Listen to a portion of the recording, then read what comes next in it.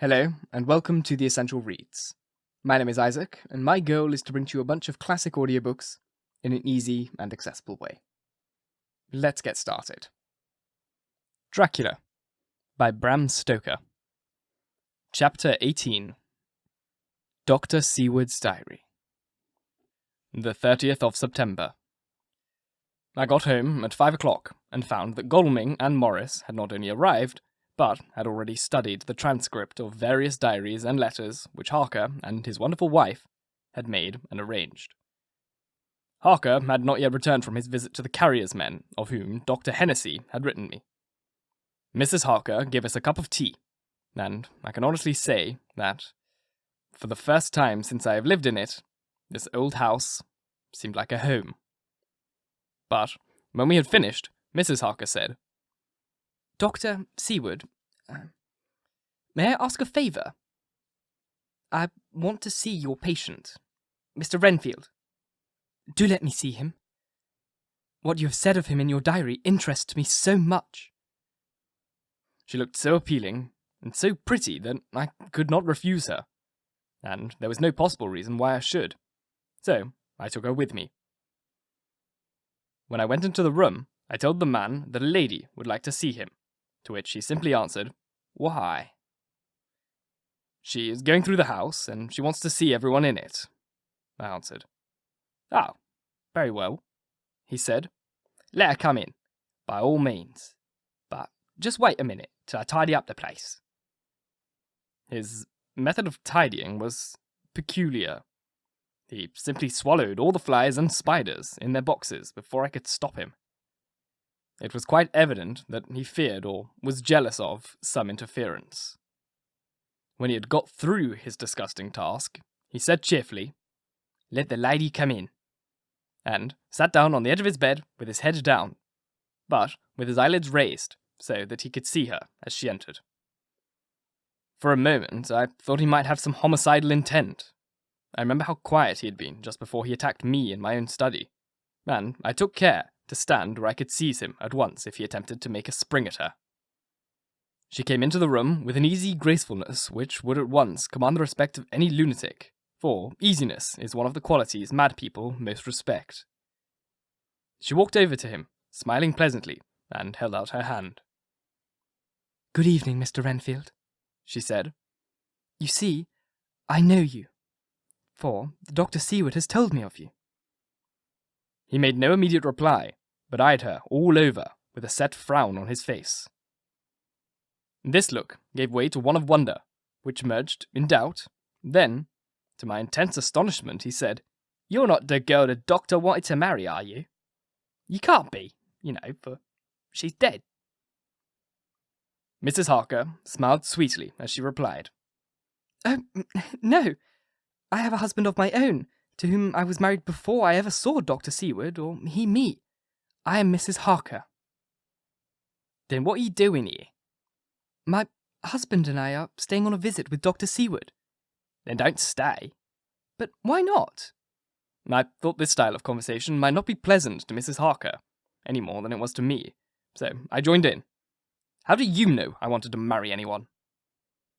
His reply was simply contemptuous, given it a pause, in which he turned his eyes from Mrs. Harker to me, instantly turning them back again. "What an asinine question!" "I don't see that at all, Mr. Renfield," said Mrs. Harker, at once championing me. He replied to her with as much courtesy and respect as he had shown contempt to me. "You will, of course, understand, Mrs. Harker, that when a man is loved and honoured, as our host is, everything regarding him is of interest in our little community. Dr. Seward is loved not only by his household and his friends, but even by his patients, who, being some of them hardly in mental equilibrium, are apt to distort clauses and effects. Since I have myself been an inmate of a lunatic asylum, I cannot but notice that the sophistic tendencies of some of its inmates lean towards the errors of non cause and ignorantio ecclenchi." I positively opened my eyes at this new development. Here was my own pet lunatic, the most pronounced of his type that I had ever met with, talking elemental philosophy, and with the manner of a polished gentleman. I wonder if it was Mrs. Harker's presence which had touched some chord in his memory. If this new phase was spontaneous, or in any way due to her unconscious influence, she must have some rare gift or power. We continued to talk for some time, and, seeing that he was seemingly quite reasonable, she ventured, looking at me questioningly as she began, to lead him to his favourite topic. I was again astonished, for he addressed himself to the question with the impartiality of the completest sanity. He even took himself as an example when he mentioned certain things. Why, I myself am an instance of a man who has a strange belief.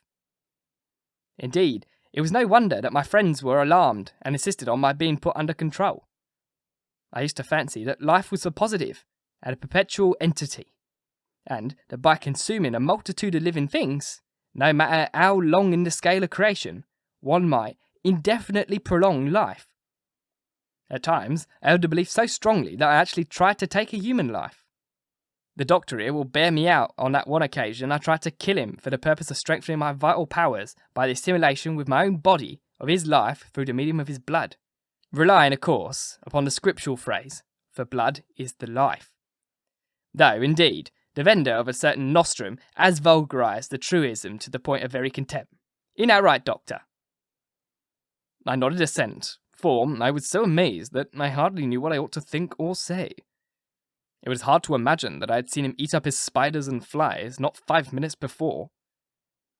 Looking at my watch, I saw that I should go to the station to meet Van Helsing, so I told Mrs. Harker that it was time to leave. She came at once, after saying pleasantly to Mr. Renfield, "Goodbye, and I hope that I may see you more often, under auspices pleasanter to yourself." To which, to my astonishment, he replied, "I pray God I may never see your sweet face again. Goodbye, my dear. I pray God I may never see your sweet face again. May He bless and keep you." When I went to the station to meet Van Helsing, I left the boys behind me.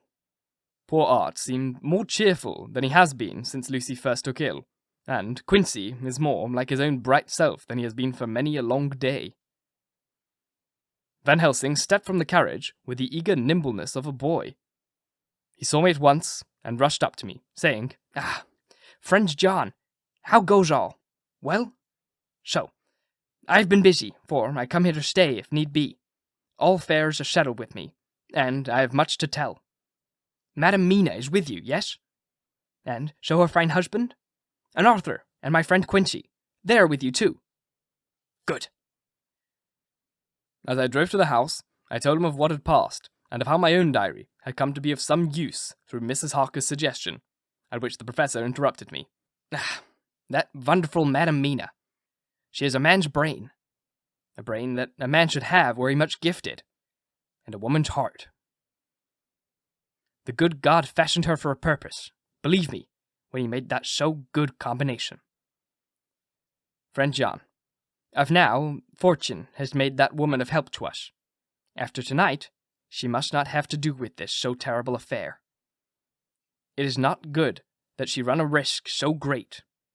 We men are determined, nay, are we not pledged, to destroy this monster? But it is no part for a woman. Even if she not be harmed, her heart may fail her in so much and so many horrors. And hereafter she may suffer, both in waking from her nerves, and in sleep from her dreams. And besides, she is a young woman, and not so long married. There may be other things to think of some time, if not now. You tell me she has wrote all. Then she must consult with us. But tomorrow, she says good-bye to all this work, and we go alone." I agreed heartily with him, and then I told him what we had found in his absence. That the house which Dracula had bought was the very next one to my own. He was amazed, and a great concern seemed to come on him. "Oh, that we had known it before," he said. "For then we might have reached him in time to save poor Lucy. However, the milk that is spilt cries not out afterwards, as you say. We shall not think of that, but go on, our way, to the end." Then he fell into a silence that lasted till we entered my own gateway.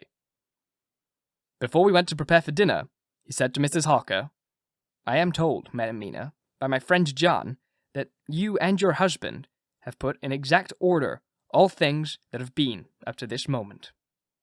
"Not up to this moment, Professor," she said impulsively, "but up to this morning." "But why not up to now? We've seen hitherto how good light all little things have made. We've told our secrets, and yet no one who is told is the worse for it." Mrs. Harker began to blush, and, taking a paper from her pocket, she said, "Dr. Van Helsing, will you read this, and tell me if it must go in? It is my record of today. I, too, have seen the need of putting down at present everything, however trivial, but there is little in this except what is personal. Must it go in?" The professor read it over gravely, and handed it back, saying, "It need not go in if you do not wish it, but I pray that it may. It can but make your husband love you more, and all us, your friends, more honor you, as well as more esteem and love." She took it back with another blush and a bright smile. "And so now, up to this very hour, all the records we have are complete and in order." The professor took away one copy to study after dinner, and before our meeting, which is fixed for 9 o'clock. The rest of us have already read everything, so when we meet in the study, we shall all be informed as to the facts, and can arrange our plan of battle with this terrible and mysterious enemy. Mina Harker's Journal. 30th September. When we met in Dr. Seward's study 2 hours after dinner, which had been at 6 o'clock, we unconsciously formed a sort of board or committee. Professor Van Helsing took the head of the table, to which Dr. Seward motioned him as he came into the room. He made me sit next to him on his right, and asked me to act as secretary. Jonathan sat next to me. Opposite us were Lord Godalming, Dr. Seward, and Mr. Morris, Lord Godalming being next to the professor, and Dr. Seward in the centre. The professor said, "I may, I suppose, take it that we are all acquainted with the facts that are in these papers." We all expressed assent, and he went on. "Then it were, I think, good that I tell you something of the kind of enemy with which we have to deal. I shall then make known to you something of the history of this man, which has been ascertained for me. So we can then discuss how we shall act, and can take our measure according. There are such beings as vampires. Some of us have evidence that they exist. Even had we not the proof of our own unhappy experience, the teachings and records of the past give proof enough for sane peoples. I admit that at first I was skeptic. Were it not that through long years I have trained myself to keep an open mind, I could not have believed until such a time as fact thunder on my ear. See, I prove! Alas, had I known at first what now I know, nay, had I even guessed at him, one so precious life had been spared to many of us who did love her. But that is gone, and we must so work that other poor souls perish not, but we can save. The Nosferatu do not die like the bee when he stings once. He is only stronger, and being stronger, have yet more power to work evil. This vampire, which is amongst us, is of himself so strong in person as 20 men. He is of cunning more than mortal, for his cunning can be the growth of ages. He have still the age of necromancy, which is, at his etymology imply, the divination by the dead, and all the dead that he can come nigh to are for him at command. He is brute, and more than brute. He is devil in callous, and the heart of him is not. He can, within limitations, appear at will, ven and ver, and in any of the forms that are to him. He can, within his range, detect the elements, the storm, the fog, the thunder, he can command all the meaner things, the rat and the owl and the bat, the moth and the fox, and the wolf. He can grow and become small. He can at times vanish and come unknown. How then are we to begin our strife to destroy him? How shall we find his wares? And, having found it, how can we destroy? My friends, this is much. It is a terrible task that we undertake, and there may be consequences to make the brave shudder. For if we fail in this our fight, he must surely win. And then where end we? Life is nothing. I heed him not, but to fail here, it is not mere life or death.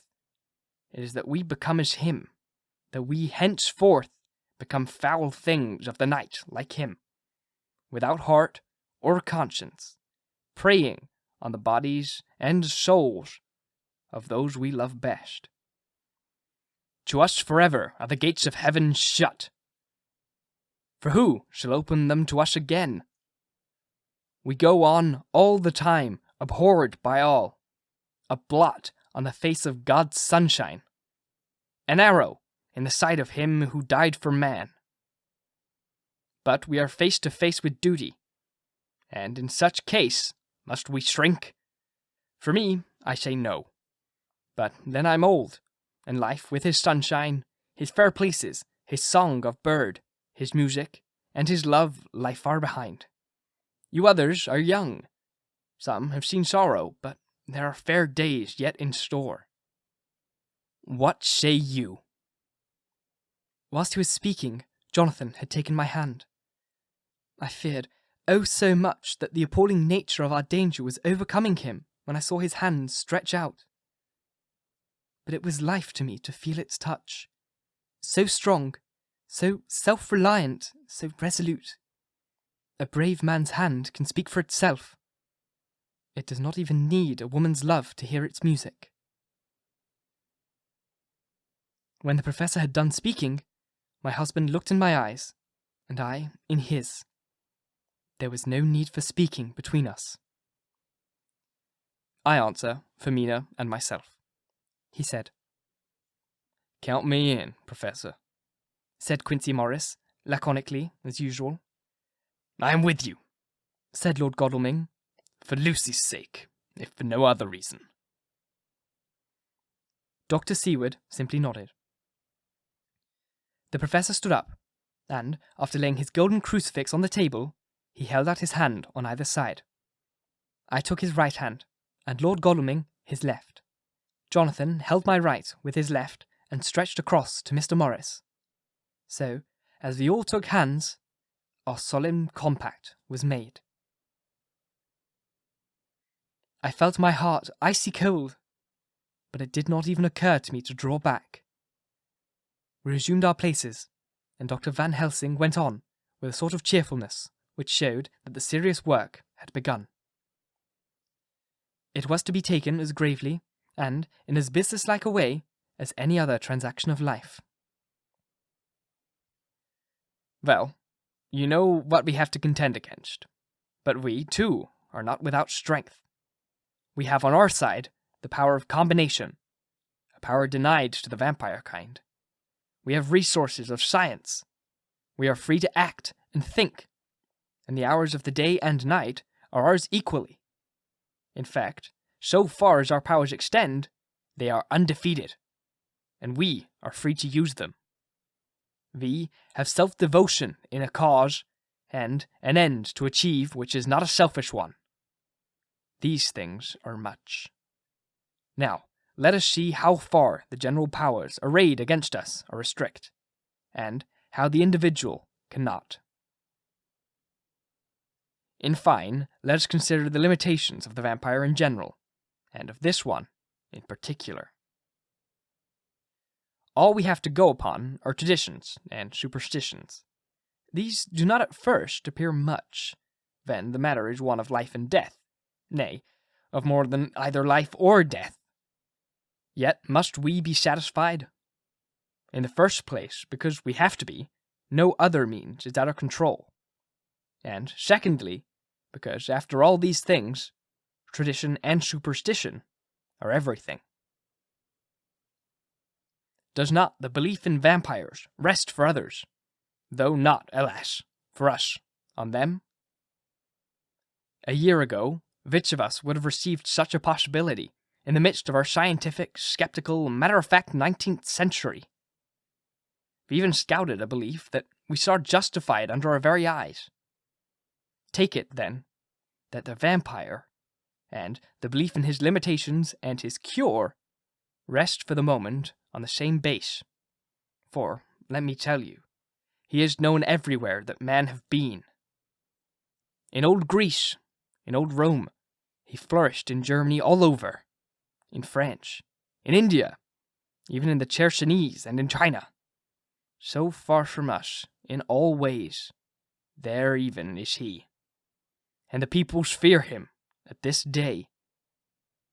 He have followed the wake of the Berserker in Iceland, the devil-begotten Hun, the Slav, the Saxon, the Magyar. So then, we have all that we may act upon. And let me tell you that very much of the beliefs are justified by what we have seen in our own so unhappy experience. The vampire live on, and cannot die by mere passing of time. He can flourish when he can fatten on the blood of the living. Even more, we've seen amongst us that he can even grow younger, that his vital faculties grow strenuous, and seem as though they refresh themselves when his special pabulum is plenty. But he cannot flourish without his diet. He eat not as others. Even friend Jonathan, who lived with him for weeks, did never see him eat. Never. He throws no shadow. He make in the mirror no reflection, as again Jonathan observe. He has the strength of many in his hand. Witness again Jonathan when he shut the door against the wolves, and when he help him from the diligence too. He can transform himself to wolf, as we gather from the ship arrival in Whitby, when he tear open the dog. He can be as bat, as Madam Mina saw him on the window at Whitby, and as friend John saw him fly from this so near house, and my friend Quincy saw him at the window of Miss Lucy. He can come in mist which he create. That noble ship's captain proved him of this. But from what we know, the distance he can make the mist is limited, and it can only be round himself. He come on moonlight rays as elemental dust, as again Jonathan saw those sisters in the castle of Dracula. He becomes so small, we ourselves saw Miss Lucy, ere she was at peace, slip through a hair's breadth space at the tomb door. He can, when once he find his way, come out of anything, or into anything, no matter how close it be bound, or even fused up with fire. Solder, you call it. He can see in the dark. No small power is this, in a world which is half shut from the light. But hear me, though. He can do all these things, yet he is not free. Nay, he is even more prisoner than the slave of the galley, than the madman in his cell. He cannot go where he lists. He, who is not of nature, has yet to obey some of nature's laws. Why, we know not. He may not enter anywhere, at the first, unless there be someone of the household who bid him to come, though afterwards he can come as he pleases. His power ceases, as does that of all evil things, at the coming of the day. Only at certain times can he have limited freedom. If he be not at the place whither he is bound, he can only change himself at noon, or at the exact sunrise or sunset. These things are retold, and in this record of ours we have proof by inference.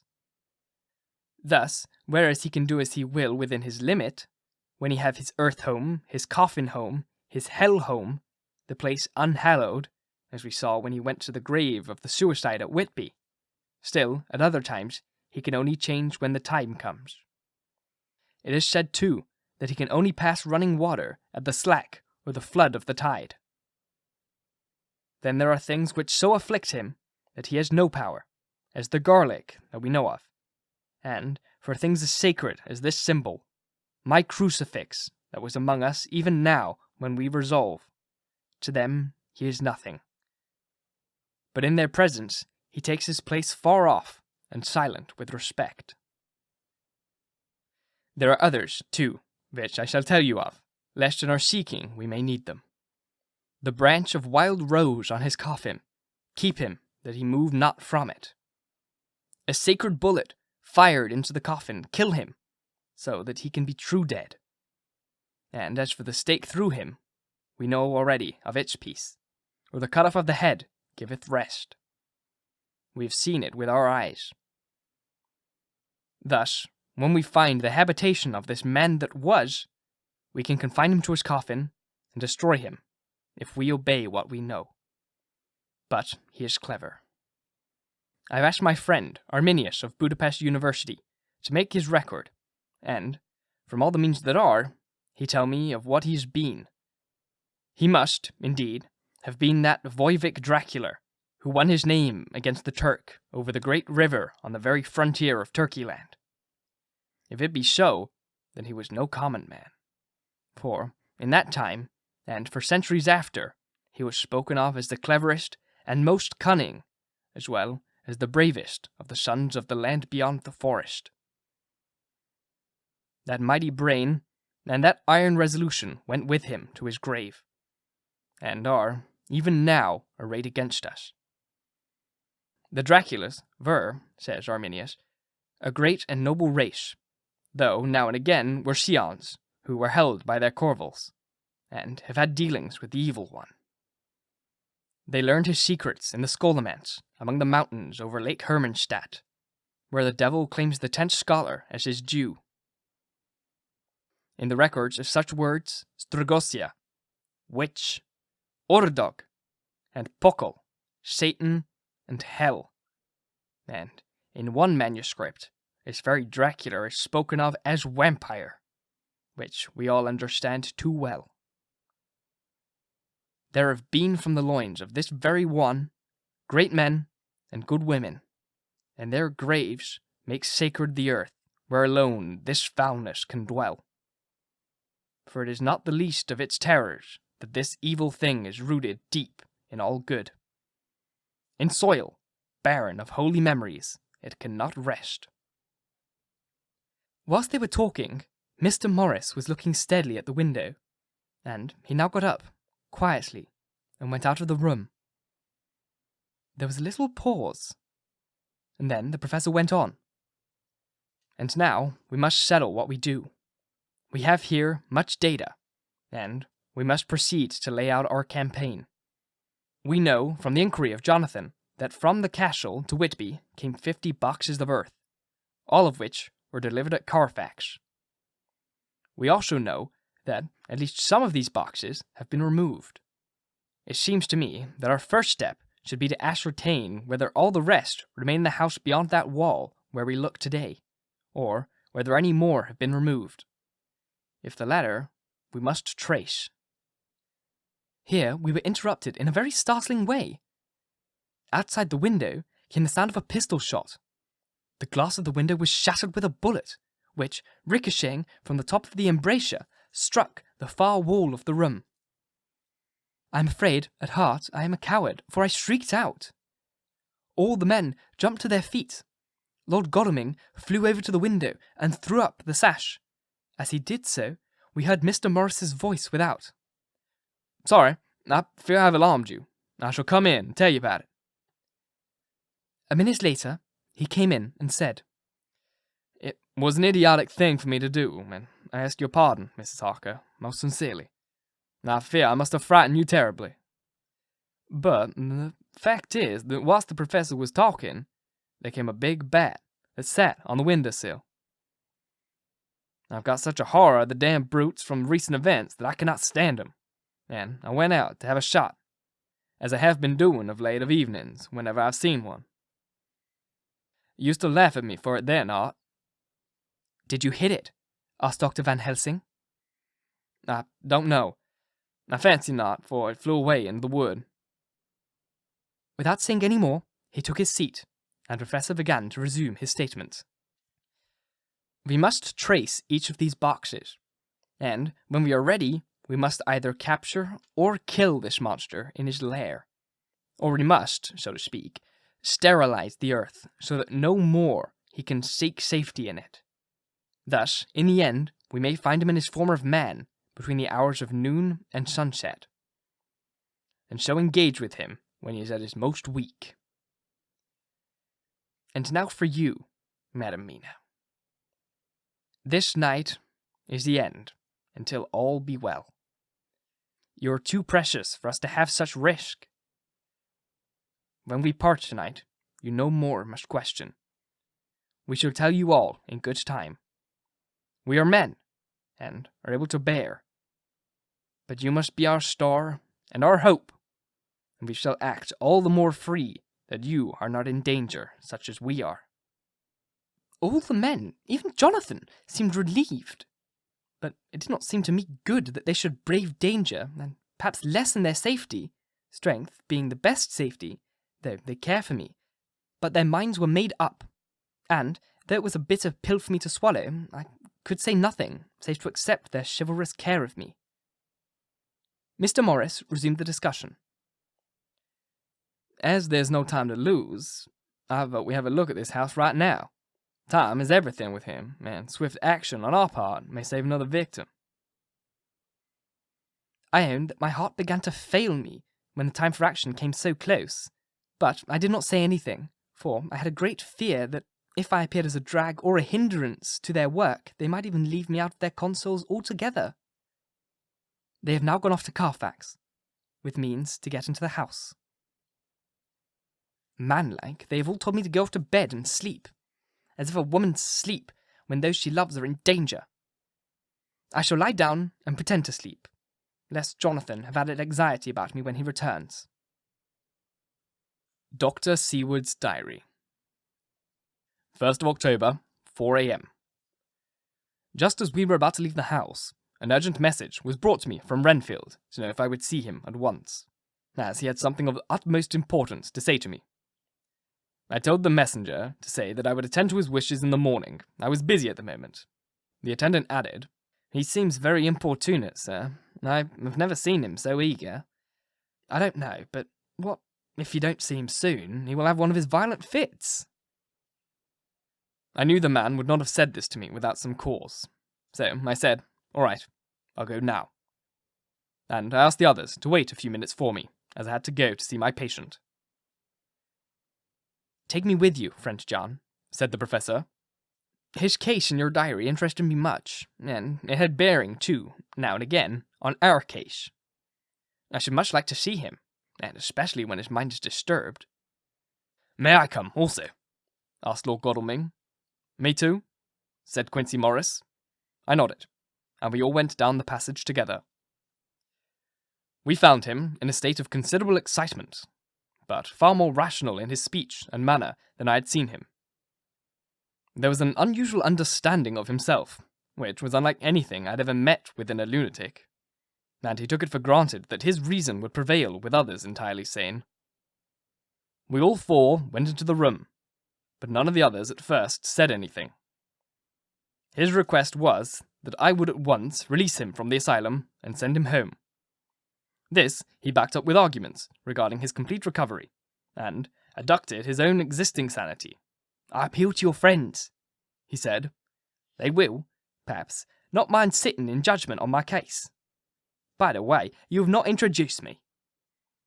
I was so much astonished that the oddness of introducing a madman in an asylum did not strike me at the moment, and besides, there was a certain dignity in the man's manner, so much of the habit of equality, that I at once made the introduction. Lord Godalming, Professor Van Helsing, Mr. Quincy Morris, of Texas. Mr. Renfield. "Lord Godalming, I had the honour of seconding your father at Wyndham. I grieve to know, by your holding the title, that he is no more. He was a man loved and honoured by all that knew him, and, in his youth, was, I have heard, the inventor of burnt rum punch, much patronised on Derby night. Mr. Morris, you should be proud of your great state. its reception into the Union was a precedent which may have far-reaching effects hereafter, when the pole and the tropics may hold allegiance to the stars and stripes. The power of treaty may yet prove a vast engine of enlargement, when the Morone doctrine takes its true place as a political fable. What shall any man say of his pleasure at meeting Van Helsing? Sir, I make no apology for dropping all forms of conventional prefix. When an individual has revolutionized therapeutics by his discovery of the continuous evolution of brain matter, conventional forms are unfitting, since they would seem to limit him to one of a class. You gentlemen, by nationality, by heredity, or by the possession of natural gifts, are fit to hold your respective places in the moving world. I take to witness that I am as sane as, at least, the majority of men who are in full possession of their liberties, and I am sure that you, Dr. Seward, humanitarian and medico-jurist as well as scientist, will deem it a moral duty to deal with me as one to be considered under exceptional circumstances. He made this last appeal with a courtly air of conviction, which was not without its own charm. I think we were all staggered. For my own part, I was under the conviction, despite my own knowledge of the man's character and history, that his reason has been restored. And I felt under a strong impulse to tell him that I was satisfied as to his sanity, and would see about the necessary formalities for his release in the morning.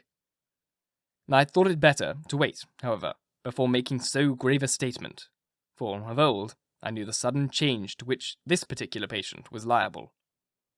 So I contented myself with making a general statement that he appeared to be improving very rapidly, that I would have a longer chat with him in the morning, and would then see what I could do in the direction of meeting his wishes. This did not at all satisfy him, for he said quickly, "But I fear, Dr. Seward, that you hardly apprehend my wish. I desire to go at once, here, now, this very hour, at this moment, if I may. Time presses, and in our implied agreement with the old scytheman, it is of the essence of the contract. I am sure it is only necessary to put before so admirable a practitioner as Dr. Seward so simple, yet so momentous a wish, to ensure its fulfilment." He looked at me keenly, and, seeing the negative in my face, turned to the others, and scrutinized them closely. Not meeting any sufficient response, he went on. "Is it possible that I have erred in my superstition?" "You have," I said frankly, but at the same time, I felt, brutally. There was a considerable pause, and then he said slowly, "Then, I suppose, I must only shift my ground of request. Let me ask for this concession, boon privilege what you will. I am content to implore in such a case, not on the personal grounds, but for the sake of others. I am not at liberty to give you the whole of my reasons, but you may, I assure you, take it from me that they are good ones, sound and unselfish, and springing from the highest sense of duty. Could you look, sir, into my heart, you would approve the full sentiments which animate me. Nay, more, you would count me amongst the best and truest of your friends." Again, he looked at us all keenly. I had a growing conviction that this sudden change of his entire intellectual method was, but yet, another form or phase of his madness, and so determined to let him go on a little longer, knowing from experience that he would, like all lunatics, give himself away at the end.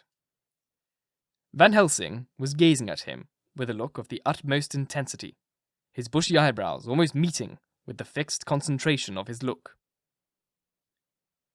He said to Renfield, in a tone which did not surprise me at the time, but only when I thought of it afterwards, for it was one of addressing an equal, "Can you not tell frankly your reason for wishing to be free tonight? I will undertake that, if you will satisfy even me, a stranger without prejudice, and with the habit of keeping an open mind, Dr. Seward will give you, at his own risk and on his own responsibility, the privilege you seek." He shook his head sadly, and, with a look of poignant regret on his face, the professor went on. "Come, sir, bethink yourself. You claim the privilege of reason in the highest degree, since you wish to impress on us with your complete reasonableness. You do this, whose sanity we have reason to doubt, since you are not yet released from medical treatment for this very defect. If you will not help us in our effort to choose the wisest course, how can we perform the duty which yourself put upon us? Be wise and help us, and, if we can, we shall aid you to achieve your wish." He still shook his head as he said, "Dr. Van Helsing, I have nothing to say. Your argument is complete, and if I were free to speak, I should not hesitate a moment, but I am not my own master in the matter. I can only ask you to trust me. If I am refused, the responsibility does not rest with me." I thought it was now time to end the scene, which was becoming too comically grave.